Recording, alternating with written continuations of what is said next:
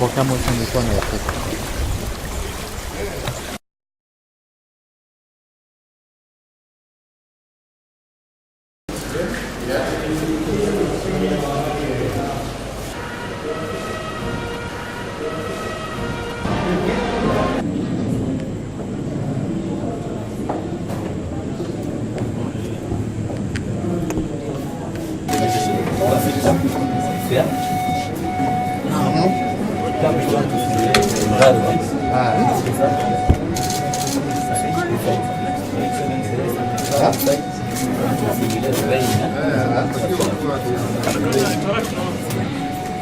Now it's raining.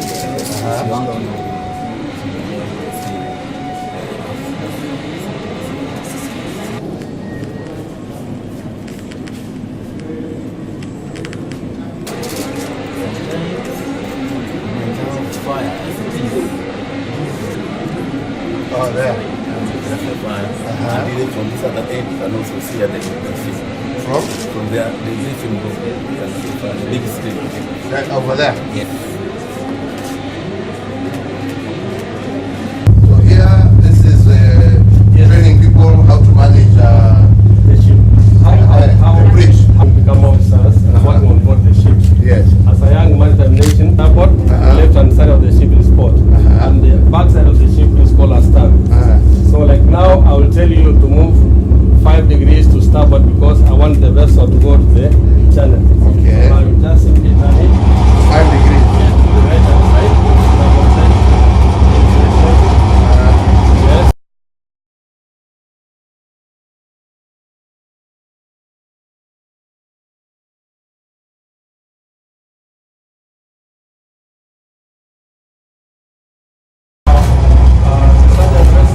Area whereby once we center this distance, What to expect? Oh, correct.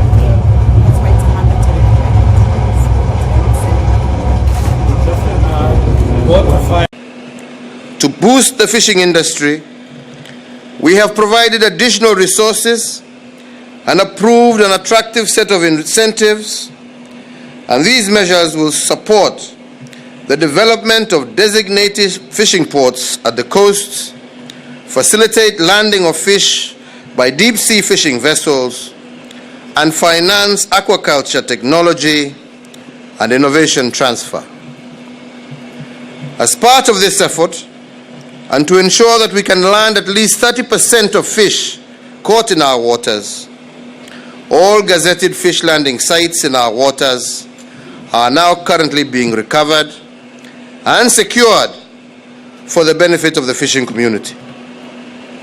In addition, construction works have commenced on 5 fish landing sites, notably Kichwa Chakati, Ngomeni in Kilifi County, Gazi, Kibuyuni, and Vanga in Kwale County, as well as 2 fish markets at Malindi in Kilifi and Likoni here in Mombasa.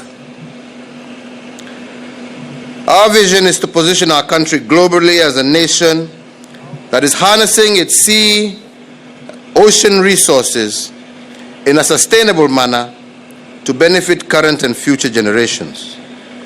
We are indeed emerging in the world, and we want to see ourselves also as a rising maritime nation. You will recall we hosted the Blue Economy Global Conference in Nairobi in November last year. In furtherance of our vision, we will also be co-hosting the UN World Ocean Conference with Portugal in Lisbon next year in June. Among the many benefits of such global events is the opportunity to establish new investment and partnership opportunities. Indeed, today we are taking two major steps towards recovering our lost dream. The first is the revival of the Kenya National Shipping Line. The shareholding agreement that we have signed today marks the beginning of a well-thought-out plan to transform the Kenya National Shipping Line into a world-class shipping line over the next 10 years. Kenya has always aspired to establish domestic shipping and maritime capacity. Indeed, in 1966, Kenya, Tanzania, Uganda, and Zambia formed the East African National Shipping Line, which at its highest throughput held a market share of approximately 11%. It was dissolved in 1980. The Kenya National Shipping Line was then established in 1987 as a national carrier to handle containerized exports and imports, freight cargo to and from the ports of Kenya. For various reasons, however, the Kenya National Shipping Line failed to grow into an effective national carrier. We are here today to revive that vision. The revival of the Kenya National Shipping Line will enable Kenya to benefit from the regional and global maritime transport value chain.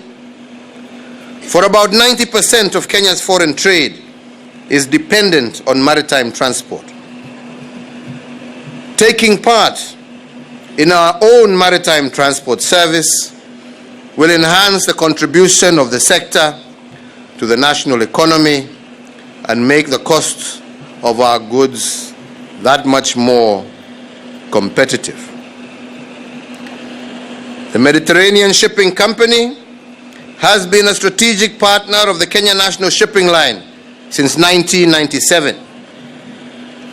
The agreement we have just signed will thus deepen this partnership and enable the Mediterranean Shipping Company to more effectively support the revival of the Kenya National Shipping Line.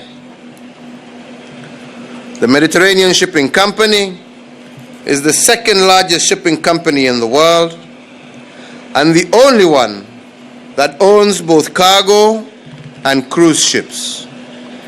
We are therefore fortunate that through this invigorated partnership, we can quickly grow our shipping capacity by riding on its wings.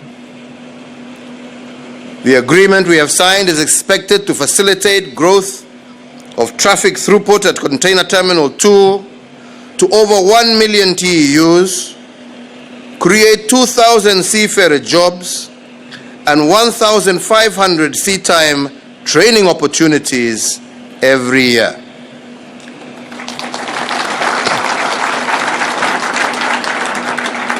The bulk of these seafarer jobs will be generated through cruise shipping. While there are huge opportunities for Kenyans to serve in foreign ships, they have lacked opportunities to get sea time, a prerequisite for serving on ships. The Mediterranean Shipping Company has committed to create training opportunities for our youth and to provide about 3,000 jobs per year, as well as 1,500 sea time slots for our Kenyan youth. The seafarers we are flagging off are the second lot under that commitment.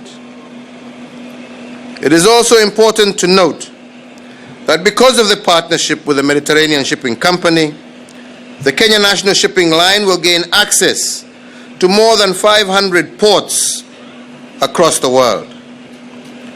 Moreover, that partnership will enable our shipping line to strengthen the cruise shipping sector, jumpstart tourism, and indeed coastal agriculture and agro-processing. The second step that we are taking today is the commissioning of the Bandari Maritime Academy. The academy has been identified for accelerated development into a center of excellence in maritime training, research, and skill development in the blue economy. The academy is expected to become a top supplier of world-class seafarers for shipping lines all over the world. To enhance skills and ensure they meet the highest possible standards, the Bandari Maritime Academy will partner with the Kenya Utalii College, the Kisumu Maritime Center, and establish twinning arrangements with the Mediterranean Shipping Company Training Academy in Naples, Italy. I am confident that the enhanced training will bring out the best in our talented young people.